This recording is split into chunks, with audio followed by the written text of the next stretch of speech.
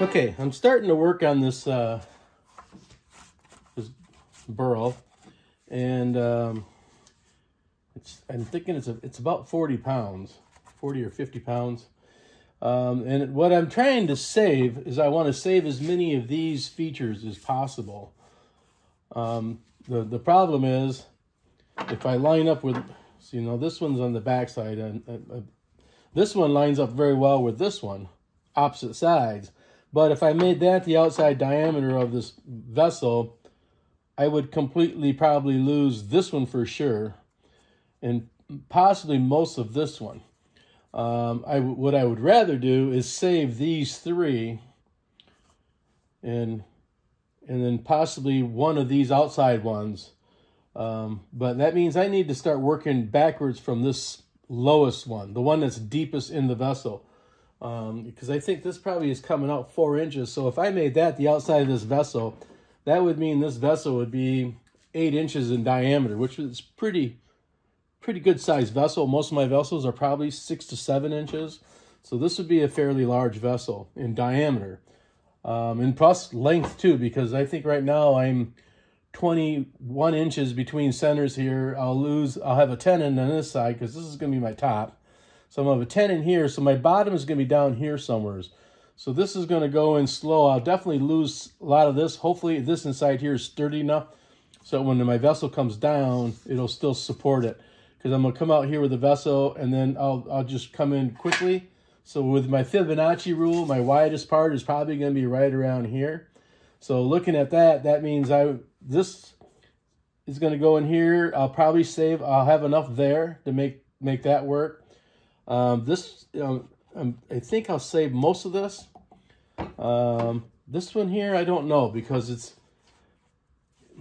I mean, if this is solid enough, then that'll work too. I'll just lose this outer. I'm sure there's different wood grain as I get deeper into this vessel.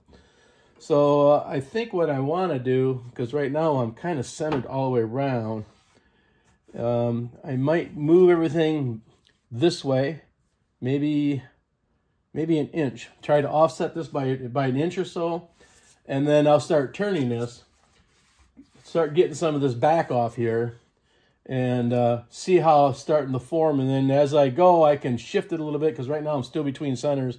I can shift it just a little bit to try to change what I'm going to lose. So let me reposition this, and then I'll start turning it, and then we'll turn the camera back on, and I'll show my progress. All right, I moved it over, and I started turning this, and you can start to see my shape now. And I've hit all of my veins here, these veins of wood that are going through there that I want to keep in, and it looks like I'm going to be able to keep most of them. This is the smallest one that was the farthest in, but it's rather deep, and I think I'm hitting across it here, and I think right here is going to be very close to where where the widest point of this vessel will be. So from here it'll go down to the bottom, and it'll swoop in here towards the top. And I haven't decided yet if I'm going to put a neck on this vessel or not. This here right now, as it stands, is 12 inches wide, which is in diameter. It's the largest vessel I've ever made. Probably after I fine-tune this, I'm going to turn around and get it in the chuck and define this a little more. It's probably still going to be 10 to 11 inches in diameter. So I won't want too much of a neck on here. I'll have a hard time getting in and getting this corner here hollowed out. So, but I like the way this is looking. I'm going to be able to swoop this down from here and keep the rest of this in. So my next step now is to get it mounted in the chuck. I got my tenon on there, and then turn it around and see what it looks like after that. So that's next. Okay, I've got it turned around. I did some shaping on it, and I'm liking what I'm seeing here. Let's see, which one was the lowest one? The lowest one was this one. So now it's looking pretty big. It's looking a lot more hefty than I thought it was going to be. My line here that's where the largest part of the diameter is going to be. You know, so from here I'm going to come down now my top is not going to be nearly that big. The top's going to be a lot smaller. I tried to take a final cut here just to see how well this is going to sand up, if it's punky or not, and I got a fairly good cut on that. So this might be my final cut for the outside. I tried to do some shear scraping here, and I always hate it when I do that because it looks worse than before. If I'd left it like this, I would have been a lot happier with it. So I might have to take one more pass through here, and then, but this is my apex, I guess. So from here, I'm going to start coming down, and what I want to do is that I want this piece here to be all the way cut. I don't want it rough in here. So, but I don't think that's going to be too hard because this is way larger at the top than what I want it to be. Right now I'm at about 11 inches in diameter, so it's a pretty good sized vessel. I didn't go to the bottom here. The bottom is actually going to be down here somewhere, but I want this mass on here for when I hollow it to hold this. I'll still use a steady rest up here. And I've got enough. I've got it turned all the way around, so I'll be able to get a nice smooth spot to put my steady rest on. So now it's just a matter of getting my top curve. My bottom is done. Usually I always do my bottom first. I think this is the hardest to get this arc. This top one I always find is easier to do. So, and then I won't turn the rest of this until I'm done hollowing it, and then I'll take out the rest of this and I'll follow this line down, which is going to make this bottom probably a 3-inch bottom on here. Right now it's you know, like 5 inches or something. It's not going to be nearly that big. It's going to be down, probably less than 3 inches. Okay, I've got my vessel formed. I ran over with some 150 sandpaper to see if there's anything here I couldn't live with, and I'm pretty happy with it. I'm going to have some really nice negative space here, because when I hollow in, I'm going to probably hollow in and make this 1/4 inch thick, maybe a little thicker, maybe between 1/4 and 1/2. So I'm going to lose all this. So I'll have lots of nice gaps here. This is going to be a beautiful vase when it's done. Okay, here's my hollowing setup. This big thing here is just a steady rest. It's got these wheels on it, and it just keeps it keeps that vessel true on the end here. It lets it spin, but it holds it in place so it doesn't vibrate and start wobbling and break.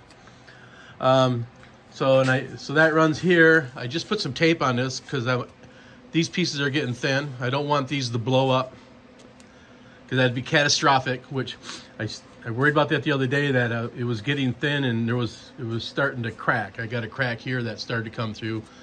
So I'm trying to stabilize this, because that'd be the worst thing that could happen, is that just blows apart there in the middle. I've been using, this is the hollowing bar.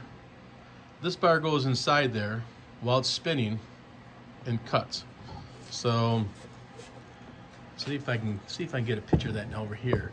So if you look in there, you can see that there's my bar coming in, and while it's spinning, I'm coming in here and I'm just and I'm just taking small cuts, and I'm going across the back of this thing, and I'm just slowly cutting it out.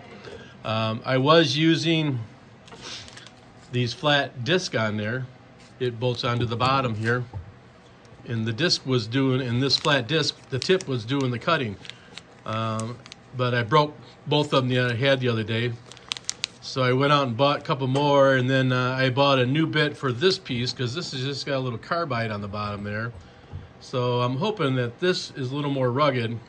It takes a much smaller bite, so I'm hoping it should hopefully get me through the process and get me to the bottom. Of course, it doesn't take a very big bite, and this is a very large vessel, so it's gonna be slow and tedious, but hopefully I can make it to the end there. Okay, I'm officially done hollowing. It was a very difficult hollowing.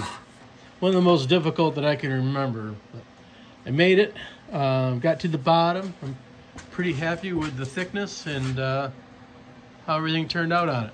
So now it's going to be a lot of sanding and a lot of sanding.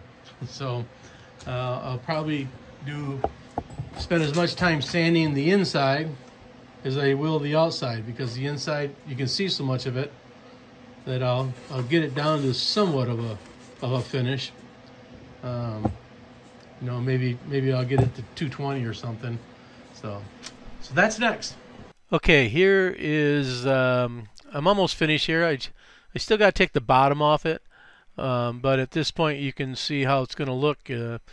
I sanded the inside up to 320, and it's got like one coat of lacquer on it. The outside, I at this point have, I think, 4 or 5 coats of lacquer on it, and it's looking really good. So I don't think I'm going to do much more except take the bottom off this and sign it, and then it will be completed at that point. It was a lot of work, but it was definitely worth it. It's a beautiful piece.